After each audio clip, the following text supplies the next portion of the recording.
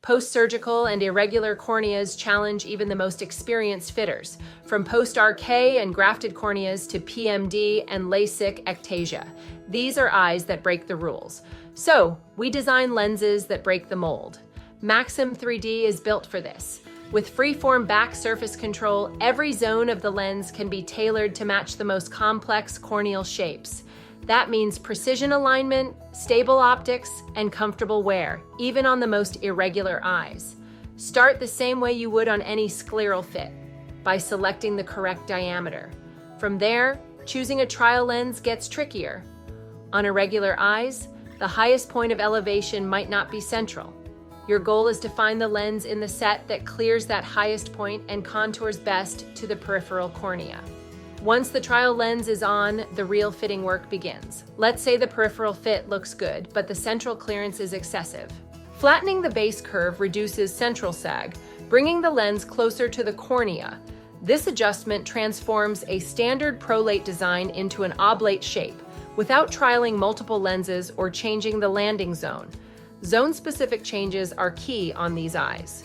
Take a classic PMD case. You might see excessive vault at the top of the optic zone, but just barely clear the cornea at the bottom. Since the optic zone must remain spherical for vision quality, we aim for about 100 microns of clearance over the closest point.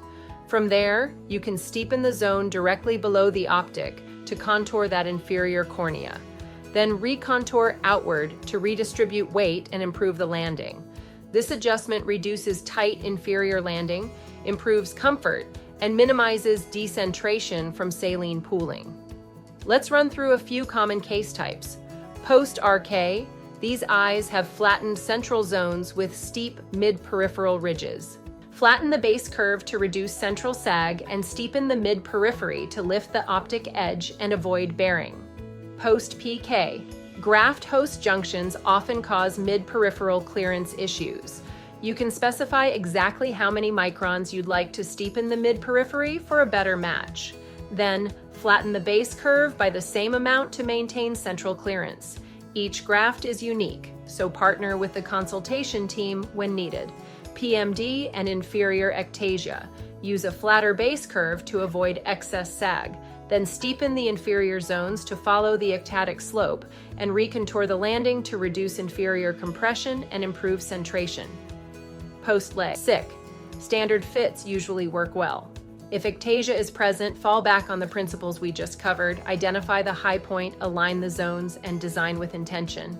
Now, rotation matters. Once the lens settles, gently rotate it about 30 degrees. If it returns to the same position within a few blinks, you've got a stable landing. It may not rotate to where the star was expected, but if it's consistent, that's what matters. Document where the star lands. This gives the consultation team a guide to how the lens aligns rotationally, especially if doing zone-specific changes or if front surface optics will be needed.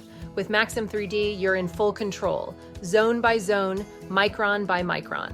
No matter how irregular the shape, the goal remains the same: healthy alignment, stable optics, and all-day comfort.